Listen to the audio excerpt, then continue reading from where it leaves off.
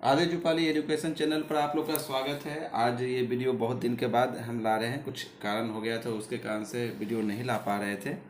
तो चलिए इस वीडियो को देखते हैं। आज हम लोग संविधान सभा पढ़ेंगे, क्योंकि बिहार दरोगा निकल गया है और उससे में कॉन्स्टिट्यूशन से बहुत ज़्यादा एग्ज़ाम में क्वेश्चन आते हैं। तो आज हम लोग कॉन्स्टिट्यूशन आज से स्टार्ट करेंगे और उसकी जानकारी लेंगे। तो सबसे पहले आता है कि संविधान का निर्माण कैसे हुआ, the making of the constitution, यानी संविधान कैसे बना, संविधान का निर्माण। तो संविधान बनाने के लिए एक समिति यानी एक संविधान सभा का गठन किया जाना था कि एक संविधान सभा होगी, है ना। उससे एक उसी में जो मीटिंग होंगे सब वहीं होंगे।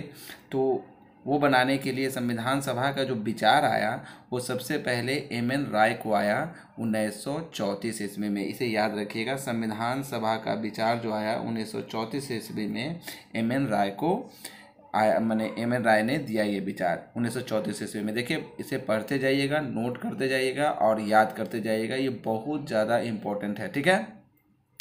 उसके बाद नवंबर 1946 ईस्वी में संविधान सभा का गठन हो गया, जिसमें कुल 389 सदस्य थे, ठीक है ना। उसमें कितने सदस्य थे? 389 सदस्य। इन 389 सदस्य में जो यहाँ पर दिए हैं, है ना, ये मेन पॉइंट है। 389 सदस्य में जो 292 सदस्य थे वो ब्रिटिश थे, उसके बाद ब्रिटिश प्रतिनिधि 4 जो थे वो चीफ कमिश्नर थे, है ना। इसको आप लोग लिख लीजिएगा, चीफ कमिश्नर।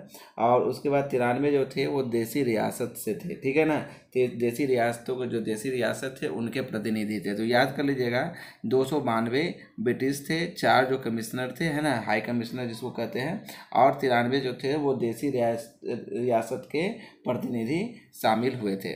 संविधान सभा की जो पहली बैठक हुई थी वो 9 दिसंबर 1946 में हुई थी, ठीक है। संविधान सभा की पहली बैठक जो हुई थी वो क्या हुई थी? 9 दिसंबर 1946 में। यहाँ पर थोड़ा सा कट गया है, ये 46 से 46 यहाँ पर लिखा हुआ है, ये 46 में हुई थी। जिसमें क्या हुआ था कि एक मैंने वो तो पहली बैठक हुई थी, तो जो पहली बैठक हुई थी उसमें कोई सदस्य अध्यक्ष नहीं था। तो ऐसे ही जो सबसे उसमें बुजुर्ग थे वो थे डॉक्टर सच्चिदानंद सिन्हा। वो सबसे जो बुजुर्ग व्यक्ति थे वो डॉक्टर सच्चिदानंद सिन्हा थे। उन्हें ही, जो सबसे वरिष्ठ थे, उन्हें ही अस्थायी अध्यक्ष बना दिया गया था। तो ये क्वेश्चन आपके एग्जाम में आ सकता है कि संविधान सभा का प्रथम जो थे, प्रथम अध्यक्ष कौन थे। तो प्रथम अध्यक्ष अगर पूछा जाएगा वो तो डॉक्टर सच्चिदानंद सिन्हा होगा। यदि अब क्वेश्चन कर देगा कि प्रथम अस्थाई सदस्य जब कह देगा तो डॉक्टर राजेंद्र प्रसाद आ जाएगा। तब क्या, यानी 9 दिसंबर 1946 को पहली जब बैठक हुई, उस बैठक में कोई अध्यक्ष तो होगा ही। तो उस अध्यक्ष में जो सबसे वरिष्ठ थे, कहे कि सबसे वरिष्ठ जो हैं यानी सच्चिदानंद सिन्हा है, उन्हीं का नाम ले लेते हैं। उनका नाम ले लिया गया और उन्हें सबसे उनको प्रथम अध्यक्ष यानी अस्थायी अध्यक्ष, मैंने चुनाव तो हुआ नहीं था तो अस्थायी अध्यक्ष बना दिया गया था। उसी के 2 दिन बाद, एकदम ध्यान रखिएगा, 2 दिन बाद, 9 दिसंबर 1946, उसके बाद 2 दिन बाद फिर मीटिंग हुई 11 दिसंबर 1946 को। तो उसमें डॉक्टर राजेंद्र प्रसाद को सर्वसम्मति से अस्थायी अध्यक्ष बना दिया गया। तो ये क्वेश्चन बार बार आप लोग कंफ्यूज कर जाइएगा। तो ये अस्थायी अध्यक्ष मतलब कि प्रथम बैठक हुई, अब बैठक में कोई ऐसे ही बैठक हो रही थी तो कोई ना कोई तो अध्यक्ष होगा, ऐसे बिना अध्यक्ष के तो होगा नहीं। तो ऐसे ही किसी को चुन लिया गया। तो किसे चुना जाए? तो कहे कि ये सबसे वरिष्ठ है सच्चिदानंद सिन्हा, तो इन्हें ही हम क्या कर लेते हैं, अध्यक्ष बना देते हैं। उसके बाद सर्वसम्मति से डॉक्टर राजेंद्र प्रसाद को बनाया गया 11 दिसंबर 1946 को। उसके बाद, है ना, उसके बाद कार्रवाई क्या हो गई, कार्रवाई स्टार्ट हो गई, ठीक है। उसी के 2 दिन बाद यानी 13 दिसंबर 1946, यहाँ पर जो अगर कटा हुआ है तो हम जो बोल रहे हैं उसे नोट कर लीजिएगा। 13 दिसंबर 1946 को संविधान सभा की कार्रवाई स्टार्ट हुई। ये दोनों दिन स्टार्ट नहीं हुआ था, इस दिन से स्टार्ट माना जाता है, 13 दिसंबर 1946 से। उसमें कैसे स्टार्ट हुआ? तो जवाहरलाल नेहरू ने क्या किया कि उद्देश्य प्रस्ताव पेश किया इस दिन। क्या, कौन सा प्रस्ताव पेश किया? उद्देश्य प्रस्ताव में क्या क्या उद्देश्य रहेगा संविधान सभा का, क्या क्या उद्देश्य रहेगा, उस प्रस्ताव के अनुसार क्या क्या, माने क्या रहेगा, कानून में क्या होगा नहीं होगा, संविधान में क्या होगा नहीं होगा, ये उद्देश्य क्या रहेगा, किस लिए बन रहा है, ये उद्देश्य प्रस्ताव के साथ 13 दिसंबर 1946 जो ने किन्होंने, जवाहरलाल नेहरू ने ये पेश किया, ठीक है। 13 दिसंबर 1946, तो याद रहेगा आपको 9 दिसंबर 1946 प्रथम बैठक हुई थी, है ना। उसके बाद 11 दिसंबर 1946 को राजेंद्र प्रसाद अस्थायी सदस्य हुए थे और 13 दिसंबर 1946 को कार्यवाही स्टार्ट हो गई थी, ठीक है ना, ये ध्यान रखिएगा। उसके बाद एक इम्पोर्टेंट चीज़ है 22 जुलाई 1947 को, 22 जुलाई 1947 बहुत बढ़िया दिन है, इसे जरूर याद रखिएगा। 22 जुलाई 1947 को राष्ट्रीय ध्वज और 24 जनवरी 1950 को राष्ट्रीय गान और राष्ट्रीय गीत मैंने लिया गया था अपने संविधान में कि राष्ट्रीय ध्वज कौन सा होगा, कैसा होगा, राष्ट्रीय गान कौन सा होगा, राष्ट्रीय गीत कौन सा होगा, है ना। जनगण मन जो राष्ट्रीय गान है, अब बंकिम चंद्र चटर्जी का जो राष्ट्रीय गीत है ना, उसे लिया गया था, ठीक है। कब? 24 जनवरी 1950 को राष्ट्रीय गान और राष्ट्रीय गीत लिया गया था और 22 जनवरी 1947 को राष्ट्रीय ध्वज लिया गया था, ठीक है। तो ये जो हुआ था 24 जनवरी 1950 था जो ये अंतिम बैठक भी थी, और इसी दिन जो हुआ था वो क्या हुआ था, डॉक्टर राजेंद्र प्रसाद राष्ट्रपति के रूप में नियुक्त मैंने राष्ट्रपति सर्वसम्मति से चुने गए थे। अब इसमें है कि भारतीय संविधान के पिता किसे कहा जाता है, तो भारतीय संविधान के जो पिता हैं डॉक्टर भीमराव अंबेडकर, इन्होंने ही संविधान बनाने में सबसे ज़्यादा योगदान दिया है ना।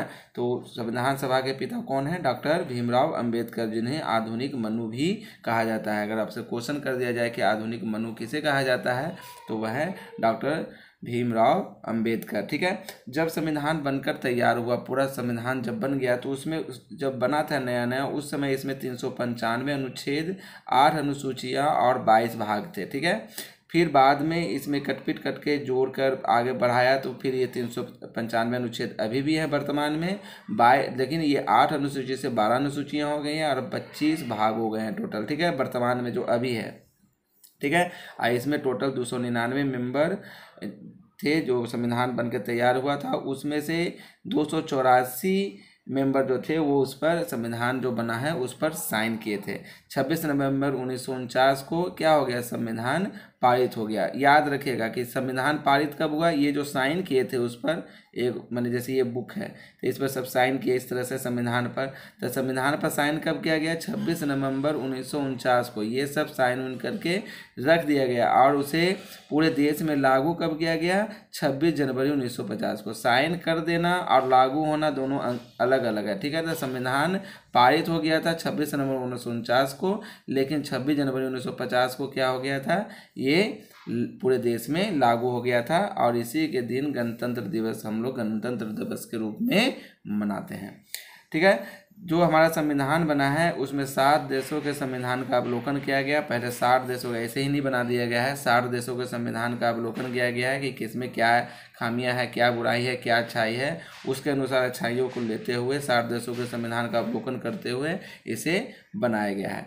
इससे पहले जो भारत में चलता था 1935 का भारत शासन अधिनियम, इसे समाप्त कर दिया गया था। जैसे ही लागू हुआ ऐसे ही ये क्या हो गया, समाप्त हो गया, ठीक है। संविधान निर्माण के कार्यों को करने के लिए, अब संविधान का निर्माण तो हो रहा था, अभी यहाँ पर से थोड़ा सा बैक चलते हैं। संविधान का जो निर्माण हो रहा था उस निर्माण को करने के लिए 8 समितियाँ बनाई गई थी कि किसका क्या क्या काम होगा, ठीक है। तो एक बनाई गई थी संघ शक्ति समिति, इसको याद कर लीजिएगा आप, संघ शक्ति समिति जवाहरलाल नेहरू, संघीय संविधान समिति, ये दोनों का कार्यभार किनके पास था, जवाहरलाल नेहरू के पास। प्रांतीय संविधान समिति सरदार वल्लभ भाई पटेल के पास। प्रारूप समिति डॉक्टर बी आर अम्बेडकर। मौलिक अधिकार एवं अल्पसंख्यक को संबंधी परामर्श समिति सरदार पटेल, ये भी था। प्रक्रिया नियम समिति डॉक्टर राजेंद्र प्रसाद, और संचालन समिति डॉक्टर राजेंद्र प्रसाद। और लास्ट है ये भी राज्यों के लिए समिति जो था वो भी डॉक्टर जवाहरलाल नेहरू के पास ही था। तो ये आपको याद कर लेना चाहिए, जो प्रारूप समिति था इसे आपको याद करना चाहिए, ठीक है। संविधान जब 26 जनवरी, ध्यान रखने वाला एक बहुत इंपॉर्टेंट चीज़ है, उसे ध्यान रखिएगा। संविधान जब 26 नवंबर 1949 को पारित हुआ था, तो जैसे ही पारित हुआ वैसे ही 15 अनुच्छेद जो थे, 15 अनुच्छेद स्वतः लागू हो गए, है ना। 15 अनुच्छेद स्वतः ही उसी समय लागू हो गए थे। तो 15 अनुच्छेद कौन कौन से थे, तो 15 अनुच्छेद थे, ये याद रखने का है। कभी कभी क्वेश्चन कर सकता है ऐसे कि कौन से अनुच्छेद स्वतः ही लागू हुए थे। 5, 6, 7, 8, 9, 60, 324, 366, 367, 372, 380, 388, 391 और 392, लास्ट 393। ये जो था स्वतः ही जिस समय 26 जनवरी 1949 को, उसी समय 26 नवंबर 1949 को, उसी दिन जब पारित हुआ सर, उसी दिन ये स्वतः ही लागू कर दिए गए थे। बाकी जितने अनुच्छेद हैं, यानी 395 अनुच्छेद में 15 अनुच्छेद छोड़ के बाकी जितने अनुच्छेद बचे, वे सभी अनुच्छेद यानी 380 जो अनुच्छेद थे वे सब लागू हुए आपको कितना, 26 जनवरी 1950 को। तो ये ध्यान में रखने वाली बात है। अब कहेगा ये क्वेश्चन आ सकता है ऐसे कि आप बताइए इनमें से कौन सा अनुच्छेद है जो 26 जनवरी 1950 को लागू नहीं हुआ था, उससे पहले ही लागू हो गया था। तो आपको इसमें से ऑप्शन दे देगा, आप उसमें टिक लगाना है। ठीक है, तो ये 15 को आपको थोड़ा सा याद रखना सही रहेगा। ठीक है, तो इसके बाद जब संविधान बन गया, संविधान बनने के बाद जो कार्यप्रणाली थी उसको कैसे लिया गया, तो उसमें क्या है कि मंत्री बन गए और कुछ विभाग आए, है ना, तो उनको आप लोग को नोट कर लेना चाहिए, लिख लेना चाहिए, है ना। तो उसे हम अभी बताते हैं। इससे पहले आप इसका स्क्रीनशॉट ले लीजिए, स्क्रीनशॉट करके नोट कर लीजिए।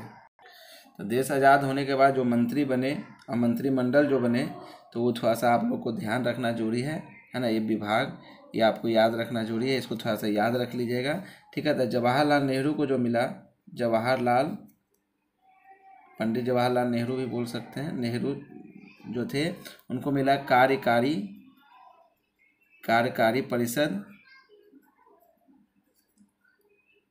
है ना, के उपाध्यक्ष, विदेशी मामले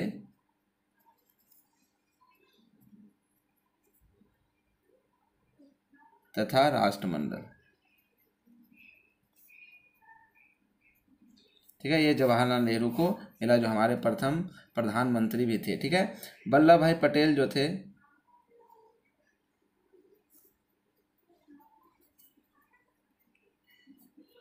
इन्हें मिला गृह मंत्री,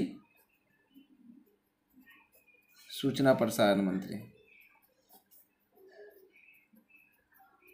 क्वेश्चन आएगा प्रथम गृह मंत्री कौन थे, तो आपको देना होगा वल्लभ भाई पटेल। ठीक है, कोई दिक्कत इसमें नहीं होना चाहिए।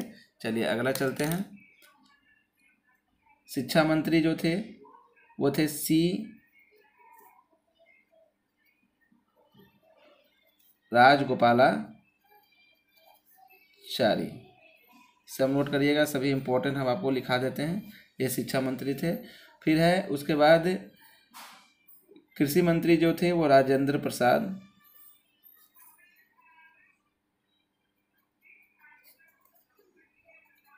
कृषि मंत्री। ठीक है, उसके बाद रेलवे मंत्री, ये बहुत इंपॉर्टेंट है, आसफ अली, रेलवे।